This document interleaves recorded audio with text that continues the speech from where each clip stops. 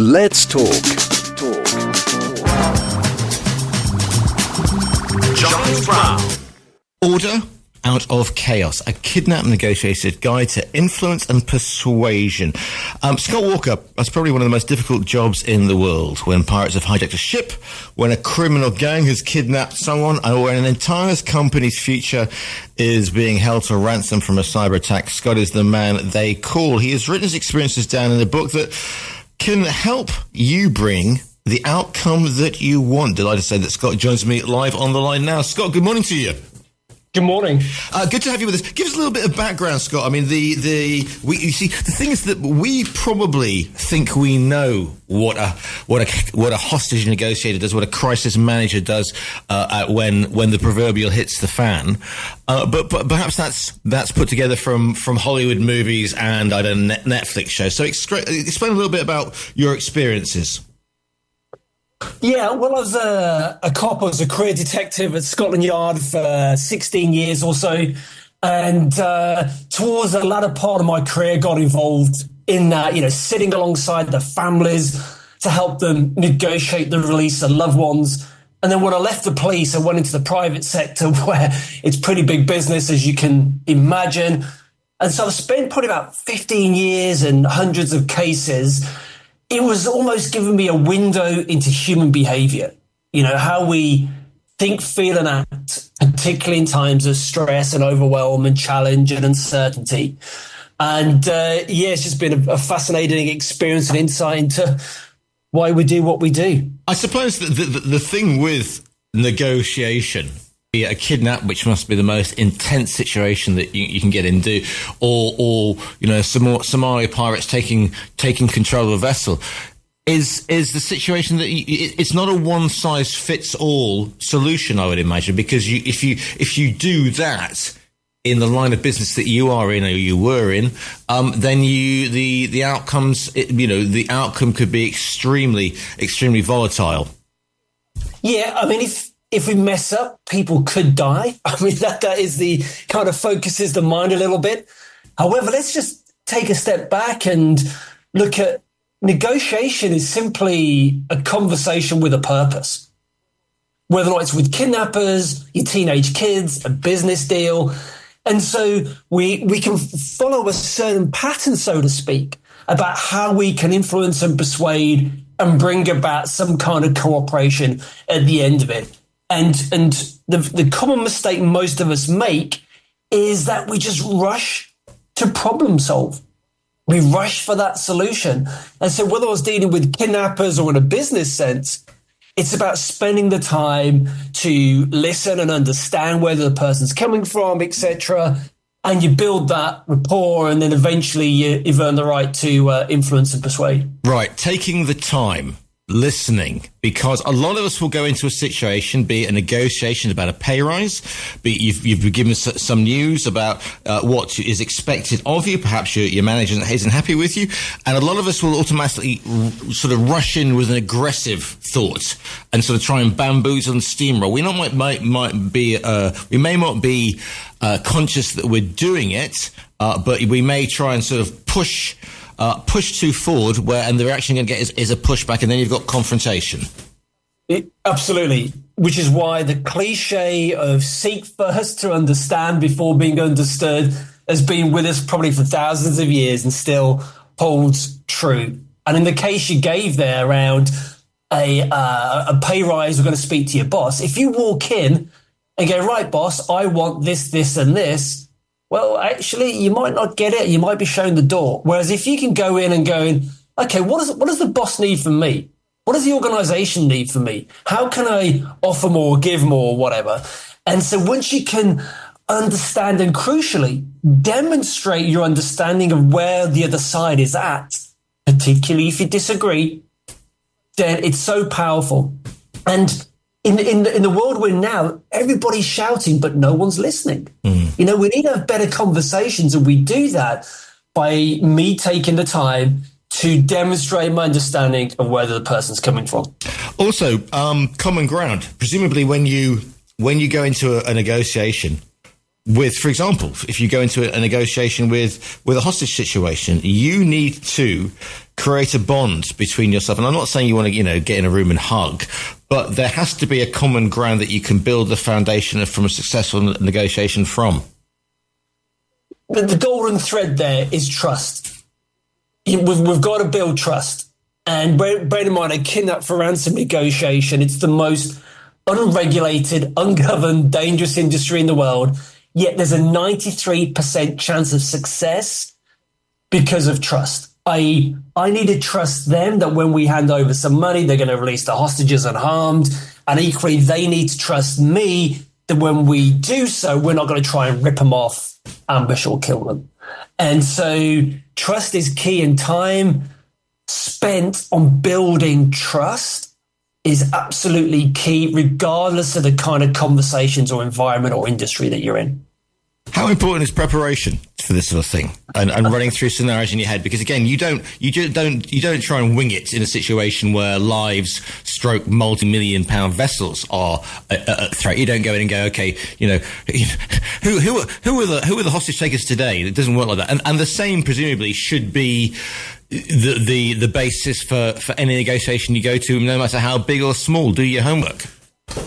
Absolutely. And in times of stress or when the really difficult conversations need to be had, we rise or fall to the level of our preparation. And so we have to be able to prepare by understanding what's likely to get in our way, what's likely to trigger us, what are our hot buttons, what are the obstacles, challenges, difficult questions that the other side are likely to levy against us, for example. So just spending a few moments thinking through these things means that if they do show up in the conversation, the negotiation, we're not going to get hit for six. How important is now don't I'm not going to go off on a strange tangent here, Scott, so bear with me on this one, okay? But how important is fitness in this? I don't mean physical fitness, that has a bearing on it, but mental fitness. Because if you think about it, if I'm going to play, perish the thought, but if I'm going to get called up to a football team, I'm not just going to stroll out this studio and run onto the pitch. I'm going to train for months. I'm going to run through, I'm going to go through a series of exercises that make sure that when I run onto the quote unquote the pitch, I don't have to worry about my fitness. I don't have to worry about having collapsing in a heap. And in the same way, perhaps your mental fitness, so that when you're confronted with a series of variables, you have backed yourself enough that you don't have to worry about your physical toughness or your mental toughness or your emotional toughness, and you can just focus on the clear, on the task in hand. Because the fitter you are in mind, body, and soul, you don't have to worry about distractions, and you can zone in, as it were. Yeah, absolutely. The number one skill of the world's best negotiators, regardless of the topic at hand, is emotional self-regulation. So that ability, that let's call it emotional fitness, psychological fitness, is absolutely crucial. So when things don't go according to plan, and they never do, when people are making threats, when life doesn't go your way, you have to be able to avoid that emotional hijack, we call it, where the amygdala part of our brain gets activated in the fight or flight mode.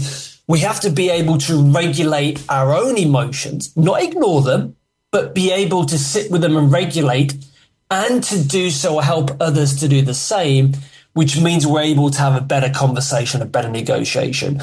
So, and the more we can do that, the more mentally resilient we become. So actually, we can walk through life and things just bounce off us without landing. One of the things that I'm always a great believer in is creativity, because what's the famous? I mean, the military, they say no great plan, all great plans hit the floor when the shooting starts, or everybody's got a plan until they get punched in the face, which is another way of putting it. I mean, how important is it to be able to, because it's never going to go the way that you want it to. So again, being able to be creative in a positive way whilst when you're in a negotiation, be it in a hostage situation or if you've got teenagers, even more so. Yeah, and life gives you plenty of opportunity to practice this stuff, right?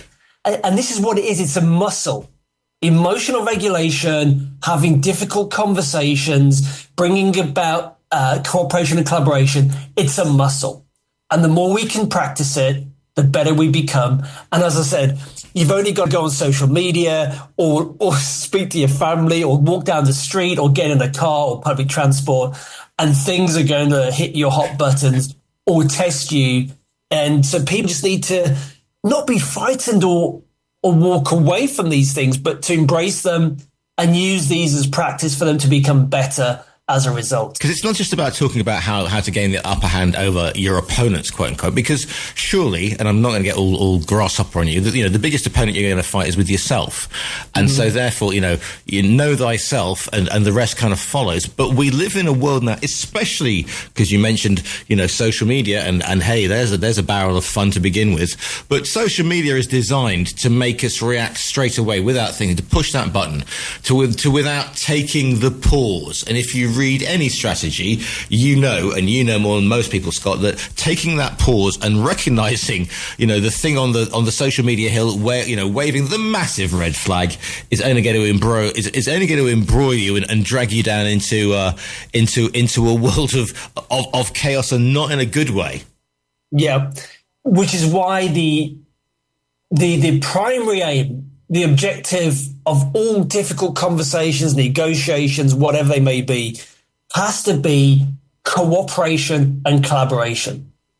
It doesn't mean you necessarily agree with or you're going to give up loads of stuff to get there.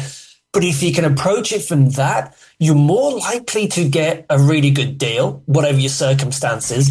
And ultimately, we want both parties, whether it's business, kidnapping, or say a personal situation, to be able to walk away feeling as if they've got a good deal. How important is it to set yourself realistic things? I only say this because I was in a situation recently where I was blindsided by something, and I could have walked away from this situation with. I could have thrown my toys out the pram and go, well, I'm worth much more than that, etc. I'm not talking about this radio station, by the way, listeners. It was something else. And I want this. And at the end of the day, you get hit by something, almost like a flanking maneuver that you weren't expecting. The cavalry appear on your left flank, and you think, you know what, I'm going to be quite happy to actually survive this one. And if I can walk away with not X, but X minus Z times 2, then I'm going to be happy. You've got to have movable aim. So if you can't get the gold medal, I'd be quite happy with bronze. And hey, I'd actually be quite nice to finish in the top 10 at this point. Absolutely. And I think if you can get your own ego out of the way and not have your outcome linked to your sense of identity, and go, actually, okay, they may not pay me this, but actually there's an alternative here. They may pay me less, but they may give me this other opportunity, which may open up other doors, for example. So we have to stay agile and flexible in when we're looking at those outcomes as well, for sure. But that's the thing, isn't it? Because you can get caught up in the heat of the particular fight struggle, but you're not playing the long game. Because though you might not get what, as the Rolling Stones said, you might not get what you want, but you may get what you need. And you may be opening that opportunity, that door to opportunity for something else in the future, though you may not know it yet. Yeah, absolutely. So, yes, whilst preparation and knowing your outcomes are key, still retain the flexibility, because otherwise you could inadvertently ignore or not see the opportunities that arise. There are several sort of 100 books on this subject have been written by people not as experienced as you, Scott. So what did you feel that your experience could offer? And are there examples of what you've been in to help illustrate the points that you make? Because a lot of people, the spare room is full of self-help books gathering dust at my place. So what was the USP of yours? The USP was, no matter where it was in the world, what industry or sector or client I was working with, I noticed themes and patterns about how, as human beings, we react, we communicate, we handle stress and challenges and conflict and crises. And so within my book, I put all these things that I learned and the tools and techniques that enabled me and the people I worked and the families and the companies to navigate these challenges and come out better as a result. And it is following almost like a framework. The end, you've got the influence and persuasion and cooperation. But the steps to go through there, working on your mindset and emotions, doing the preparation, taking the time to understand where the person's coming from, engage with empathy, develop a rapport, etc. So all of this was put together that people could put into practice, no matter who they were speaking to or whatever the situation. And in an uncertain world, I suppose this is a life skill, Scott, that we should be, our muscle memory we should be training this one, because, as I said, especially in this current situation, we have no idea what's coming up. So negotiation and empathy and being able to think literally on your feet is an important life skill we should be developing. Well, the opening sentence of my book is, life is a negotiation. And if you think about it, no matter who you're with, what you're doing, or even if you're just with yourself, some kind of negotiation is taking place. Do you want to bring about some kind of action or outcome? And so, as I said earlier, the more we can understand this and approach it from a better place of seeking that cooperation and collaboration, and life gives us plenty of practice, as I said, then we become far better as a result and become a really great world-class communicator. When you look back at the cases you've been involved in, be it pirates, be it kidnappings for money, being it something more intimate, as it were, which one, if you can, which one has given you the best feeling afterwards, that you walked away, everybody was happy, you had made an impact, you had made an impact for the good? Well, thankfully, touch wood, they all worked out according to plan in the end. It took a long way to get there on each one. When the hostages come back, there's no greater feeling, I can tell you that. But the one case that I learned the most from, actually, I'll give you that, is my very first case. I nearly had the shortest career in the kidnap negotiation, because at the very beginning, I allowed my own emotions and mindset to get in the way of what was really needed. I allowed myself to be emotionally hijacked and ended up not being particularly empathetic or supportive of the family of the hostage, and almost being very belligerent and direct with them, until I saw a masterclass of my colleague coming in there, who I was with at the time, a far more experienced negotiator, to actually demonstrate how that was done. And so that was a real insight for me. And I remember at the time walking away from that thinking, right, this is a skill I need to practice, and being able to regulate my own emotions, which means I can then support other people, is key. And in that particular case, when my colleague kind of took the lead there, we got the loved one back without too much drama afterwards. The book is called Order 8 Out of Chaos. Win every negotiation, thrive in times of adversity, become a world-class communicator. It's by Scott Walker, who we're speaking to today. Scott, if people want to find you online, where's the best place to find you? A couple of places, Instagram, Scott Walker Books, and then the website, winanynegotiation.com, and then people can sign up to a newsletter and the usual good stuff there. Excellent. You can also, listeners, you can also order it online from our own virtual bookstore. The book is called Order Out of Chaos. It's by Scott Walker. Scott, thank you so much for your time today. Thank you.